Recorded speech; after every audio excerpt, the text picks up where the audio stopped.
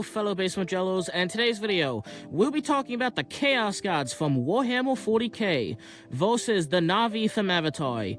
The question today is with no outside influence, so no like cultists coming in, no chaos artifacts going to the moon of Pandora, simply with their influence, which one of the four Chaos Gods could infiltrate the Navi from Avatari the easiest? Alright, let's get into it. So, first and foremost, right? What exactly is Awa to the Navi? Simply put, Awa, everything we see Awa do is not magical. It is science. So Awa is not a god, right? Because everything it does is scientific. Now, what do I mean by that? So, Awa is essentially a massive mycelium mushroom alien. So on Earth, we have giant mycelium mushroom networks that is a single living organism that can be acres and acres and acres, like just entire football fields wide, and like multiple football fields like stretch, like super massive organisms. And they can take nutrition from trees and give said nutrition to dying trees, because it knows I can only survive if the trees survive. And Awa is essentially that, but on a planetary scale. Except, unlike the mycelium in our world, which is non-sentient, Awa clearly is a very intelligent creature. We also see that it can, like, download the consciousnesses of the Navi and can somewhat control the animals. Now, in my opinion, I could see some sort of real-life alien or like some real-life mushroom alien having that ability, where you can like connect your consciousness to it, and can like download it, or at least just like mimic all of your memories, and like basically make like a copy of you using your memories. On top of that, there's nothing saying that a mushroom or mushroom-esque organism couldn't have consciousness and couldn't have intelligence like Awa. The other thing is with its control of the animals. I have a couple theories on how it does that. The theory I'm running with now is all the plants and stuff that it'd be able to... So Awa can clearly, like, directly control the plants, but it can't directly control the Navi, and it can't directly control the animals. And this is my theory, right? The Navi obviously worship Awa, and the Navi literally connect to Awa. Like, we literally see that. So it can kind of tell them or influence them what to do. That's actually why I believe Jake Sully went traitor, is because he kept connecting to Awa and it kept like influencing him. But anyway, how it controls the animals, I think it can control all of the animals on Pandora through essentially pheromones that it can release via the trees and via the mycelium network. That's at least my theory. So everything Awa does at least has some sort of scientific explanation. Unlike the Chaos Gods. So the Chaos Gods are, like, understandable organisms if you have enough 40k knowledge. Essentially, they're like sentient psychic parasites. But they are actually just essentially magical. Right, so which one would have, like, the biggest influence on Pandora? And also, would they actually be able to corrupt Awa herself?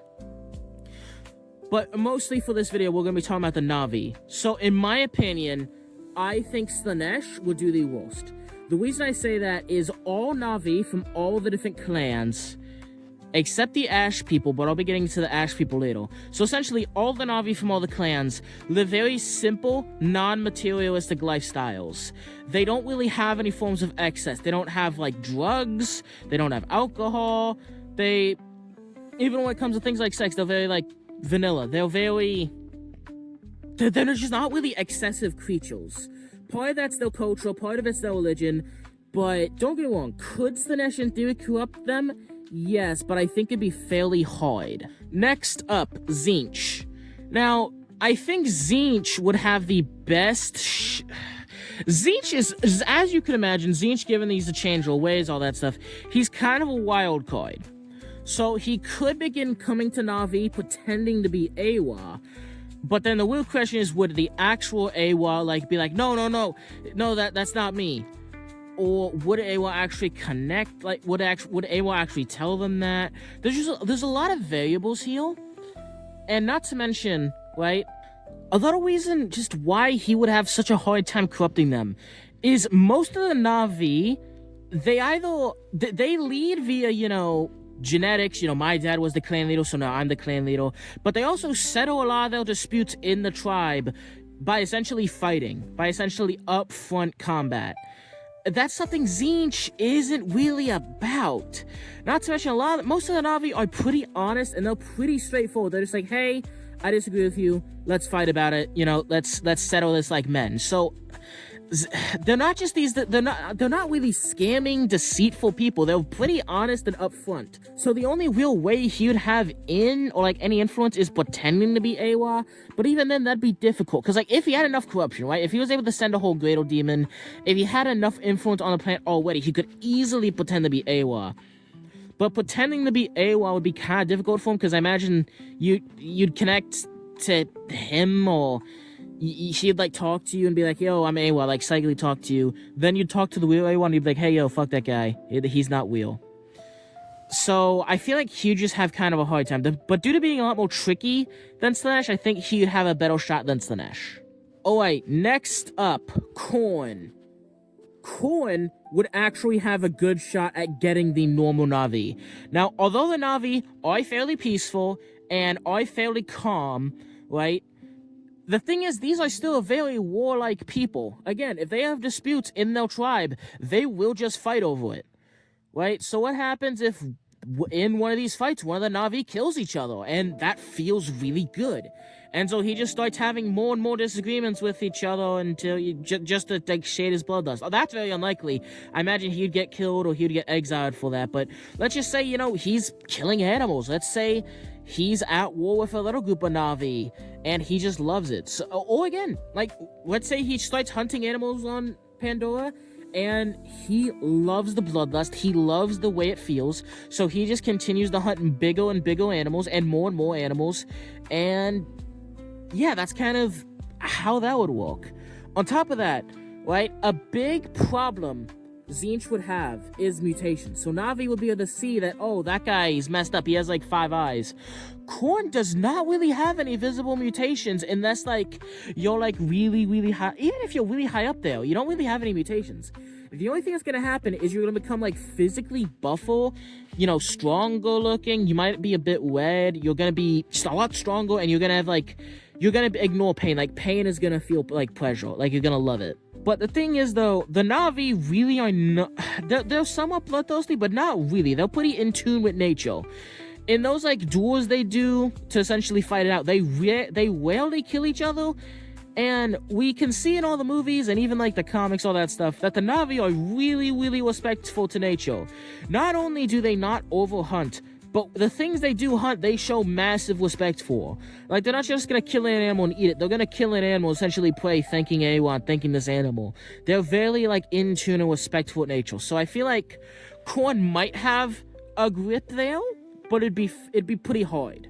Alright, next up, Nurgle. Okay, there's a lot of reasons why Nurgle is number 1. First and foremost, the Navi worship a nature god, a god of life. But it's a fake god of life because it's just a big-ass mushroom. Nurgle is an actual god of life. And secondly, Nurgle has both material plagues and psychic plagues. And so, because of that, Nurgle can just have real diseases that have real effects on you. Even if, spiritually, you're invulnerable, your immune system's not invulnerable, right? And on top of that, he just corrupts everything he touches. So even a tiny bit of his influence will lead to flies just flying around, landing on people, and getting them infected with viruses. The problem the Navi are going to have is they are a Stone Age level civilization.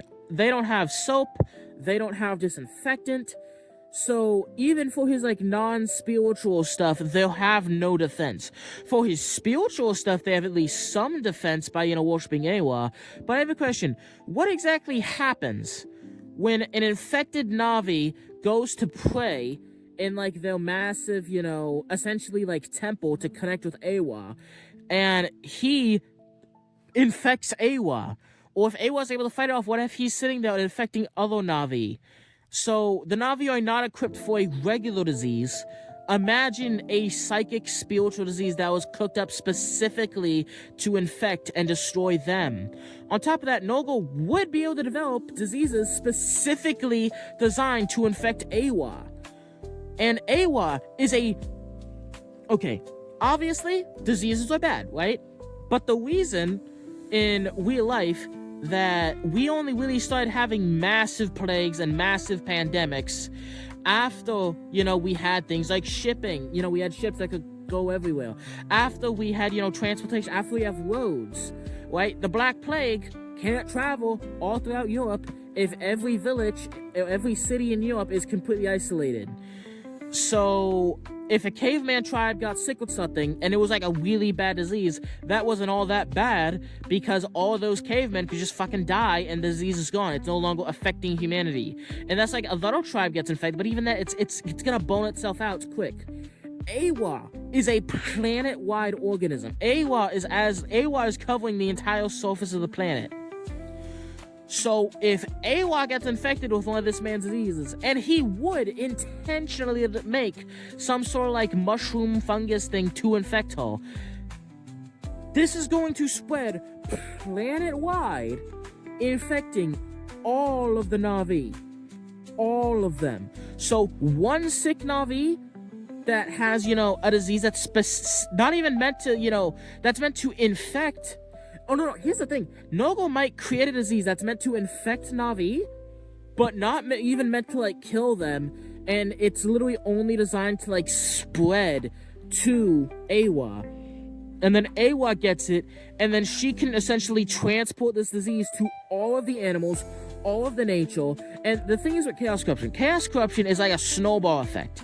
It starts small, Nurgle might only start out with a single infected fly that goes to a single dude, and that dude then, infects the entire fucking planet with his diseases. Because the more conscious beings that get infected by a chaos god, the stronger they get and the more influence they have over that area. So one tribe gets infected so Awa gets infected in this one area. It slowly spreads throughout the whole planet. That whole tribe gets infected. The wildlife in that area gets infected. The trees get infected. Everything Awa touches gets infected until the entire god is infected. Well, quote unquote god is just a mushroom. And the entire planet is done. But there will actually be one area of the planet that will survive this infection. Or this hypothetical infection. And this will be the Ash people. Now, really quick, for those of you who haven't watched Avatar 3, the Ash people are essentially these atheist kind of Navi. Well, they're not atheists, they hate Awa. They believe in her, but they hate Awa. And the reason they hate Awa is because a massive volcano erupted in their area, essentially wiping out all life, except the Ash people. And this essentially led to a famine that killed the entire family of the current leader of the Ash people. This left her traumatized and led her to hate Awa and everyone who worships her. So now we're going to be talking, and now the thing is, the Ash people are going to be so different. That's why the Ash people are getting their own segment on this list, because all the Navi, even though all the Navi are different, they still have kind of the same shtick. Family dynamics, worship Awa, so on and so forth. The Ash people are very, very different, so let's get into that. Alright, first and foremost, Tzeentch is not doing anything to the Ash people. The Ash people are all about upfront, direct violence against other Navi, and they hate gods, so Tzeentch isn't doing anything. Nurgle is not doing anything. On top of that, Nurgle is a god of life. The Ash people live in a fucking wasteland. There's no life there. On top of that, he's a nature god. They hate that. Now, those two are not doing anything to them. But the other two gods will really, really do a lot. So, the thing is, the Ash people go to war with other Navi tribes all the time, because again, they hate them. What happens when they kill a little Navi and that feels really good? Then they kill several Navi and that feels really good. I feel like due to the fact they have nothing that they worship, and the fact that I could see them out of all people, becoming really excessive. I mean, we literally see, again, mild spoilers, we literally see that the Ash people have essentially cocaine. Like they have drugs essentially.